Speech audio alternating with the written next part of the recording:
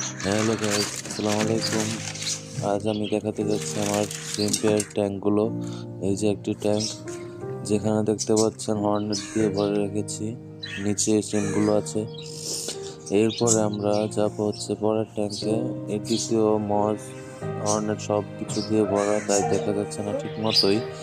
আর এই যে আমার তৃতীয় ট্যাঙ্কি, যেটিতে সিমগুলো খুব সুন্দর মতো বোঝা যাচ্ছে, লালগুলো। আমার কাছে লাল, হলুদ, নীল তিনটাই আছে, কিন্তু এটাতে শুধু লালগুলো আছে। ও বাকি দুটো ট্যাঙ্কে নীলগুলো আর হলুদগুলো আছে।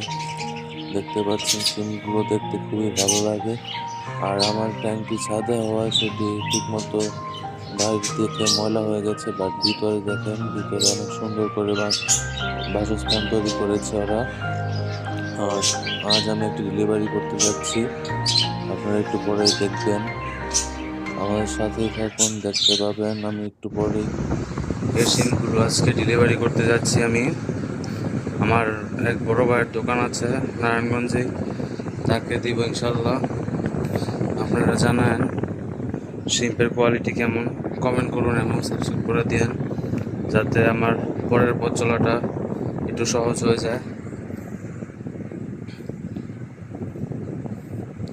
আপনাদের কাছে কেমন লাগলো জানিয়েন আমাকে। এখানে red chilli shrimp, yellow shrimp and blue shrimp আছে। কোয়ালিটি খুব ভালোই।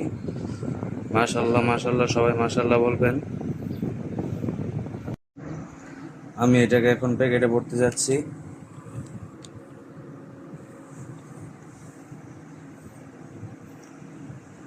এটি আমাদের জন্য একটি মিশন।